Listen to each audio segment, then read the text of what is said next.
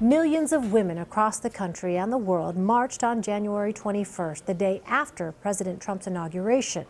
To build on that momentum, Emily's List is launching its biggest push ever to get women into elected office. Earlier, I spoke with Emily's List President Stephanie Schriock. You've started this Run to Win campaign. Tell me about that. Why do you think that this is an important initiative?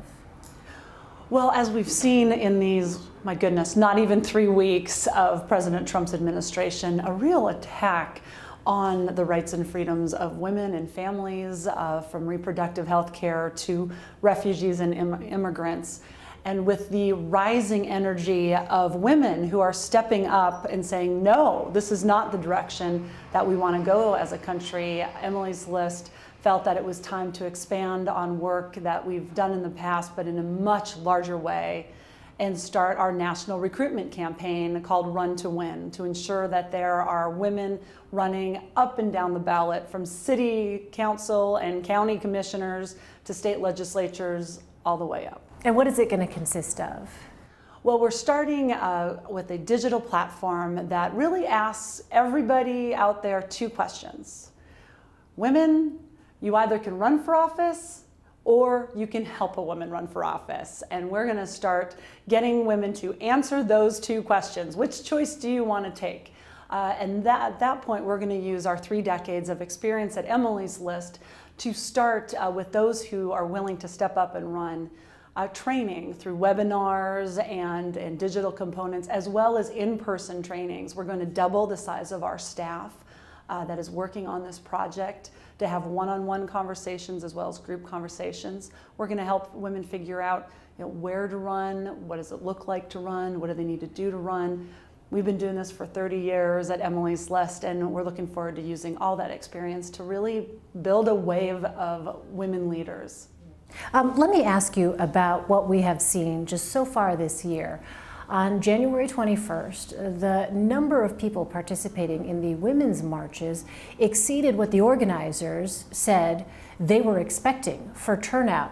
And some have even compared what we've seen with the Tea Party movement. Do you think that's an apt comparison? I think the numbers are significantly larger right now with the Women's March.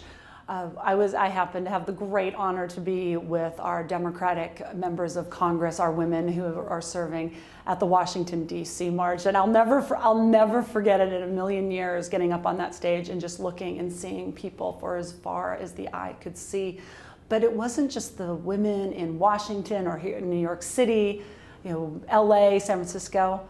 It was the women in Boise, Idaho, Anchorage, Alaska, Omaha, Nebraska. I grew up in Montana. They had 10,000 women in Helena, Montana. That is an extraordinary, across the country, every state, millions, and we are talking millions of women getting up and saying, we're going to take action. And then we've marched, and the next step is we got to run for office, and we've got to help women run for office, because we need these leaders, these women who are willing to take an entire day to go march, to continue that energy, and we're already seeing it happen. Do you think there are some lessons, though, from the Tea Party movement in the way that the organization happened, from the grassroots sentiment that was expressed through these demonstrations to then actually getting folks to run for office? Well, I think the similarity is that this is a grassroots energy, and that is true. Beyond that, I think that might be where it ends. I remember talking about walking through the march going, this is the most polite march I have ever been a part of. I mean, these are women who care deeply for their communities and for their country.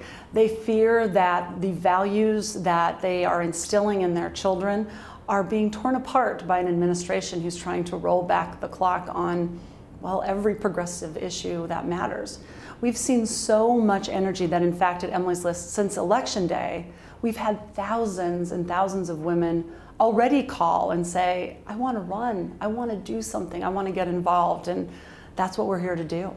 The Americans could have made history last year by electing the first female president, but that didn't happen. And I wonder what you think about that.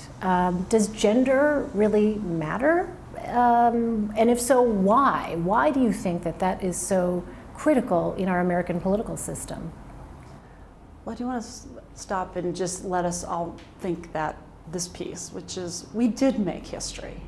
We didn't make the exact history we were hoping for, but we had for the first time in this nation's long history a woman nominee of a major party for President of the United States. Does gender matter? Well, we've been at this for well over 200 years in this country. We still have not elected a woman president. We just had our first woman nominee. Gender does matter, and we have to break through this glass ceiling, and then we got to do it at least once or two times after that to really let it sink in, because we are one of, we're one of few of major nations that have not passed this bar yet. And what it means to have women in elected office is it brings different perspectives. We need both those perspectives, but until we bring the perspectives of women into the White House, into all of our governor's mansions on a regular basis. I am not saying all the time, though we have had 240 years of all male presidents, but on a regular basis, I think we are missing a huge piece of our American fabric, and it is time to make that change. We took a huge step. We'll get there soon. Last question. What do you hope to see change in the Democratic Party by 2020? Well, I'm already beginning to see it, and it's from all of those women who marched. And not just the day of the Women's March, but that they keep on marching, whether it is over the Muslim ban, or the pipeline, or the United States Supreme Court justice nominee. They are out there taking action. They are calling their senators. They are going to their offices. They are really putting pressure on our government to do the right thing. We maybe haven't succeeded yet, but that pressure is going to build up, and we will ultimately succeed. And I see that as the fabric of the Democratic Party. We are a party that is about the people over the powerful corporate interests and special interests in this country. And I feel that that has been reignited. And I think that's going to be the core of 2020, and we're going to see that power coming from the grassroots. Stephanie Schriock, thank you so much for your time. Really appreciate it. Thank you. Thank you for having me.